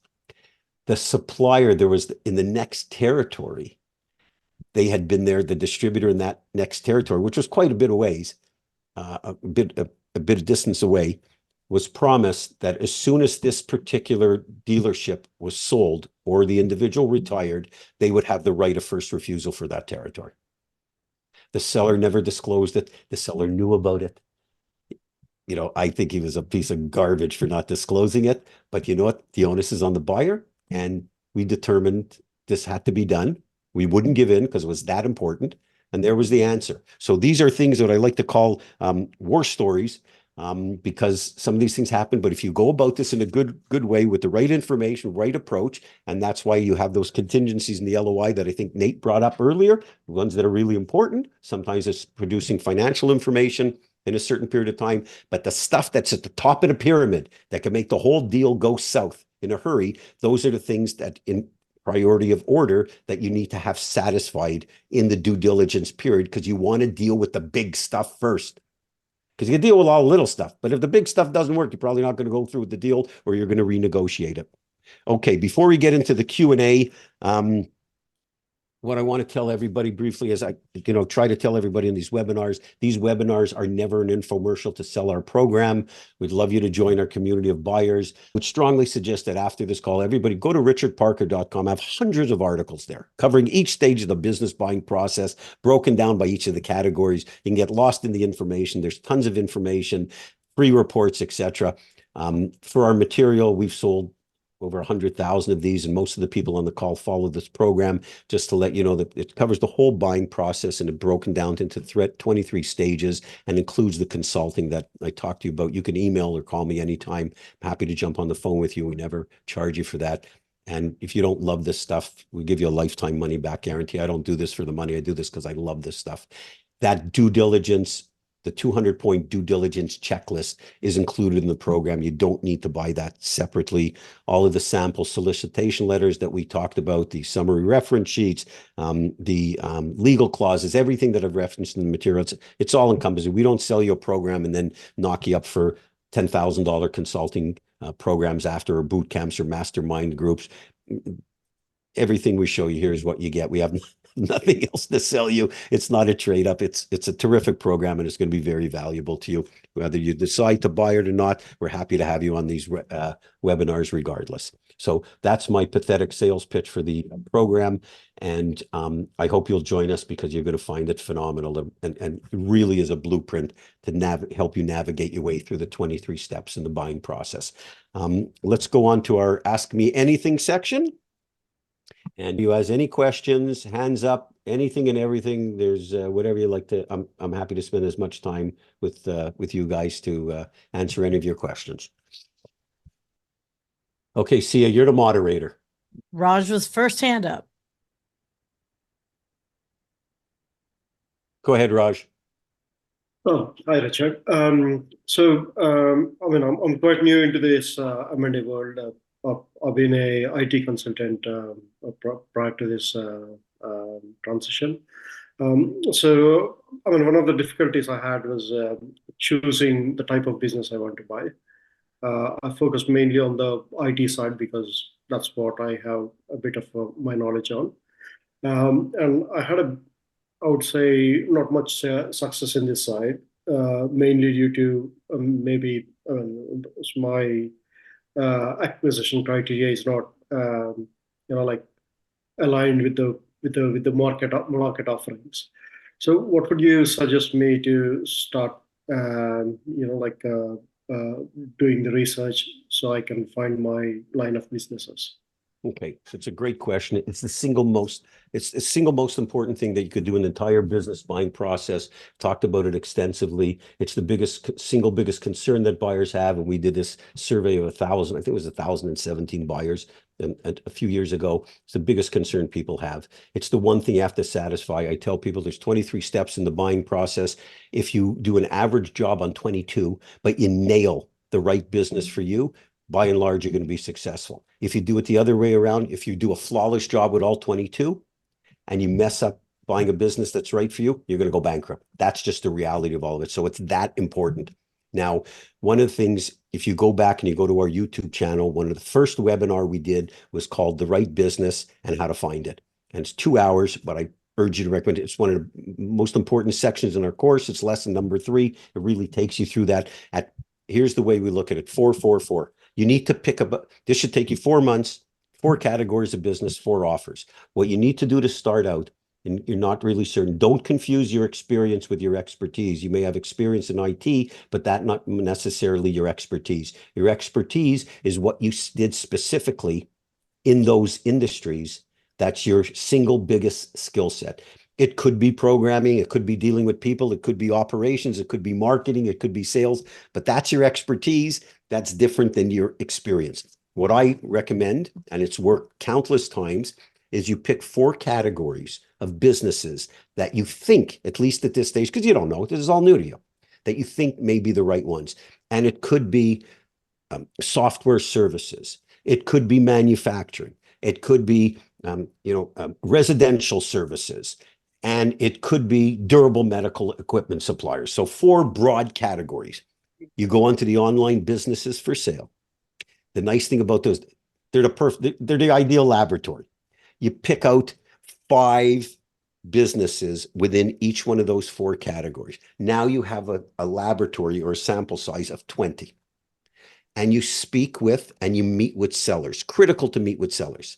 And you meet with sellers and you ask, what do you do every day? What drives the revenue of the business? What do you like about the business? How did you get into this? How do I grow this business? All the questions, we have 36 questions that we lay out in the course. You go through all those questions. And when you take 4 categories by 5 businesses, you're going to narrow that down after. Say, hey, 2 of those may make sense for me, or none of them. And then you rinse and repeat. But from those 2, from categories, then you go down into the sectors. So from business services, that may lead you to, from business service or residential services was the example I used, that might lead you to HVAC companies and alarm companies. So then you focus your search more on those business types and you do the same thing over again. You speak with 10 sellers in each and you go speak to owners of each of those types of businesses that are not necessarily for sale. And the idea is you start out broad, Raj, at the beginning and you get very, very narrow.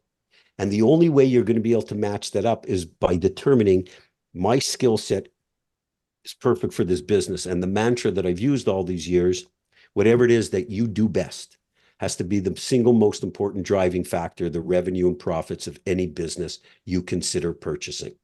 And so it's a narrowing down process. And very often, at the beginning, if you're not sure, speak with friends, speak with colleagues, speak to former bosses, what they believe is your skill set. Because often we're delusional about ourselves. What we think we're good at, we're not necessarily that good at, or what we think we've been doing, or what we like to do is what we're best at. And it's not always the case. So it's really a narrowing down process. It seems daunting at the beginning, but I promise you, if you follow that formula, within 30 to 45 days, you will know exactly the type of business that makes sense for you to buy. Critically important, you got to meet and sit in front of sellers and ask those questions. And then you will, at the beginning, complete uncertainty, and then the light goes on. It's like, this makes perfect sense. I got it now. Okay. Yeah, wonderful. Thank you. Thank you very much. My pleasure. What else we got, Sia? Either we got a lot of shy people. There's no way I answered every question. So I think we got That's probably, do we have anything else? No, I'm kind of surprised everyone's a little quiet today, but it could be I think everyone's shaking off cobwebs from the holiday. So that's what I'm gonna guess it to be. Or maybe it's just we answered all of it already. It was such a spectacular presentation. I doubt it. Okay, I think we're good. If anybody has any other questions, please, feel free to raise your hands. That's number one. Number two, if anybody has any questions that border on the confidential, email me anytime. Oh, Yanel has a question. Okay, Mr. Yanal. Okay. Hey, I was looking for the raise a hand and I couldn't find it, but okay. So in the beginning, you mentioned that when doing the due diligence, you're preparing, I think there was a slide that you had, like you're preparing all the information to gather all the financial statements and share with like the accountant. So it seems like you're gathering the information and handing it off to your team, right? Your deal team, I guess you could say, accountant, lawyer. So is it kind of like a combo of like everyone working together, or like you're handing off to the accountant and you're seeing what they're coming back with, you do kind of your analysis as well, and like you come back together, lawyers going off and doing his thing, like just trying to kind of think about how it is in real life, like what exactly happens in those 20 or so days, as let's say you got all the information that you need to share with the team, and then like how does it look from there is like okay. So it's a great question. No matter how inexperienced you are, you're the captain of the ship. That's the first thing you have to understand. Your accountant is going to give you a due diligence checklist. You're going to compare that with your due diligence checklist. Now, I mean, in our materials, we have a 200-point due diligence checklist. You don't need to do 200 things for every particular business, but that's a combination of, 30 years of here's what we've had to learn about in various businesses. While you're talking to the seller, going through negotiations, you're going to be building your list of what has to be investigated. You get the financial due diligence checklist from your accountant, and you're going to compare that to what your own notes are and you're going to meet with the accountant, and they're going to learn about the business a little bit, and you're going to have a final checklist in theory that you're going to both look at.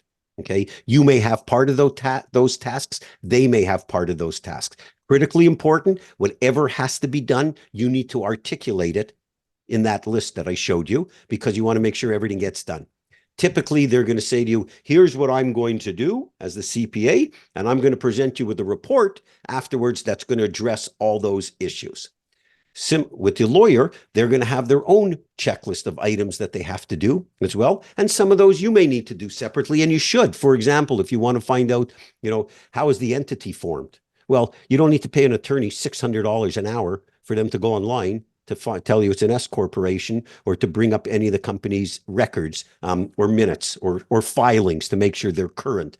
So you get their checklist, certain things that you're going to learn they have to do. You take the stuff from the course. I mean, that's going to cover 90% of it, and you decide what you want to cover.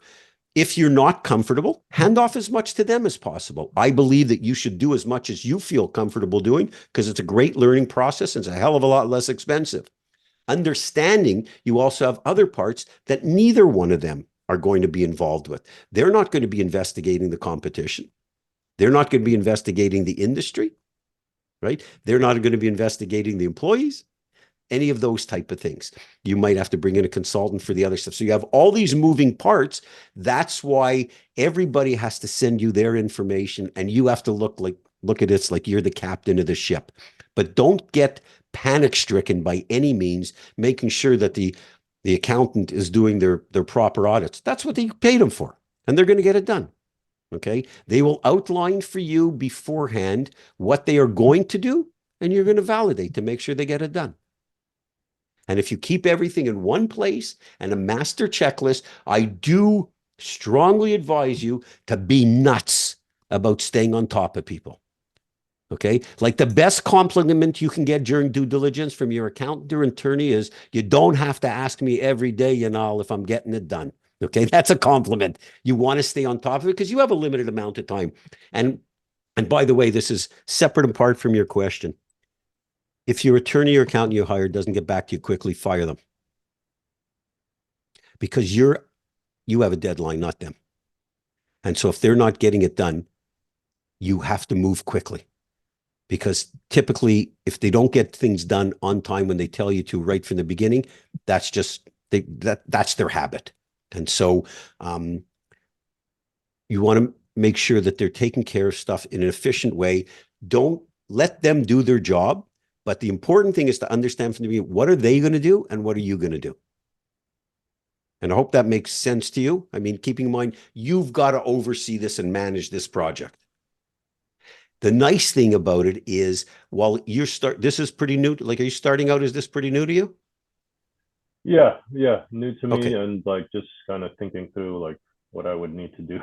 Okay, well, So, first of all, don't over-index, okay? yeah. Because what's going to happen is, as you start to get involved in a business, investigate a business, learn a particular business, learn about a particular business, meet with the seller, all these items that need further clarification automatically start building your list. Okay, so when you haven't put your feet into the water, and that's why, like, one of the greatest feedback we get related to our materials is just broken down into 23 sections. Here's what you do, here's what you need to know, here's what you need to do, and here's how to do it. I can assure you that as you go through the various steps in the process, some things become infinitely clearer. Some become a little murkier. And those murkier things are what you have to investigate further. Without getting into the process, it all seems daunting. It's not. I promise you it's not. I'm by no means the smartest guy in the room. I promise you. And I've done this 14 times and looked at 1,000 businesses. It's just, once you get in, it starts, there's clarity that comes with it. Got it. Thank you. Okay, of course. Okay, Mr. Nate. Do you have any recommendations on choosing an accountant, or is there a difference between hiring a CPA versus a quality of earnings group? Do you have thoughts on that? Depending on the size of the business, and you look at when we did the webinar on putting your team together, we talked specifically about quality of earnings. So I urge you to look at that. You don't need a quality of earnings report unless your lender requires it, or you're buying a massive business.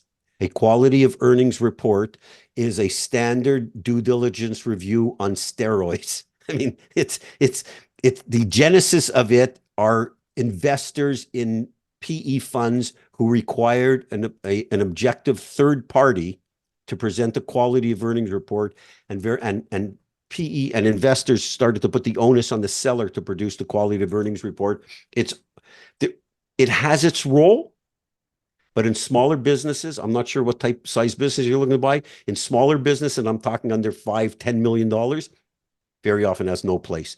A competent accountant who focuses on due diligence, by and large, can produce the work that you need, because there is a lot of filler. Okay, so what I would suggest is the following. You could look online, see a sample quality of earnings report. I have a bunch of them, but I can't disclose them to you, unfortunately. But if you look at a sample quality of earnings report, you'll see what's in there. Our last call, I think it was the one on due diligence and your team. There was an individual, and he might have joined us today. His name is Marvin Baker. He runs a firm that specializes in small business due diligence. You go out and do a quality earnings report, it costs you $25,000 to $50,000. You hire a due diligence firm to investigate the financials, look at the cash flow, do checkbooks and records, meaning that the flow is correct. A proper due diligence, a financial due diligence, it'll cost you $3,500 to $7,500. You don't need to spend $50,000 on a quality of earnings report on a business doing $5 million. It's just completely unnecessary. Now, if you have outside investors, they may require it, but they'll pay for it. Thanks. No problem. All right, we have a question from Alex, and unfortunately, he's out of the UK, so this is a UK-based question, and it's midnight over there. He asks. He's not up. It's later than midnight. It's after. It's like 1 a.m. now. It's 2:20. Yeah. He's trying to be respectful of the family. He asks, is this course suitable for the UK? And have you had any successful client acquisitions in this territory? Okay, well, normally, Alex, we have someone who's on this call. Every call, his name is Manoj Taylor. He's in the UK. Yeah, he's been very successful. He's actually close to a transaction now. I have a consulting call with him on Friday at 12. Our second largest territory after the United States is the UK. It's the United States, UK, Canada, South Africa are the top four. And we have a companion guide for buying businesses in the UK, which when you buy or purchase our regular program, just send our support team an email and they'll send you the companion guide free of charge. So yes, it's absolutely applicable. It's been used extensively. The one thing I will tell you, the only thing that is different from buying businesses in the US as it is in the UK is number one, people in the UK talk a lot more intelligently. No disrespect to all my co-Americans, but they have that's one thing. But there's far less seller financing that's done in the UK as opposed to the US. And there's no SBA, but there's far less seller financing. It's becoming a little more common, but 95% of the business buying process repeats itself.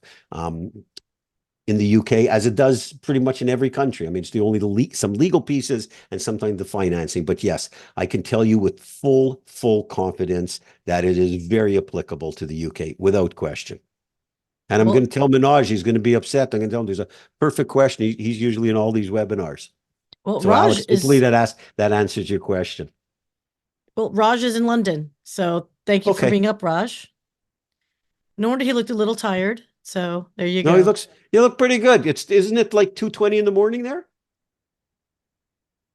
It's nearly 1:30. 1:30, 5 hours. Okay, perfect. I know when I do my calls with UK clients, I do them very early in the morning. So, okay. Thank you, Alex, for your question. So, this is in closing after this one. Next one up. So the next webinar will be on due diligence part 2. We'll do a deep dive into the additional categories for our clients. For those of you who are following the program, How to Buy a Good Business at a Great Price, we're adding a clients only bi-weekly Q&A.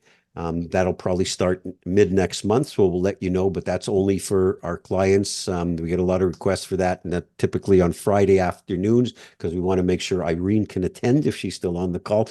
Friday afternoons, and those usually last a couple of hours. If you find the webinars helpful, I appreciate if you spread the word on your social media posts or what have you, Search Funder. Talked about it earlier. If you go to richardparker.com, lots of free articles and reports. And the last point, which I think I mentioned earlier, on richardparker.com, we also have all the podcasts where I've appeared, because I've been on like 70-something podcasts in the last 6 months. I think we have about 55 of them posted. And there's a link to the podcast. You can watch a bunch of those. Our YouTube channel has tons of great videos. If you do decide to follow material, you do not need to buy the due diligence program separately. You see where we have our courses. There's 2, How to Buy a Good Business at a Great Price, and the due diligence, I think called the Due Diligence Mastery Program. That's all included with How to Buy a Good Business at a Great Price. You don't need to buy that separately. And I think that's it. That's all. And Sia, I appreciate your time as always. And I'm sure I'll speak to you tomorrow. God bless you. And everybody who joined today, thank you so much and I look forward to hearing from you soon and seeing you on future webinars and watching your success. So thank you again for everybody, and have a great rest of your week.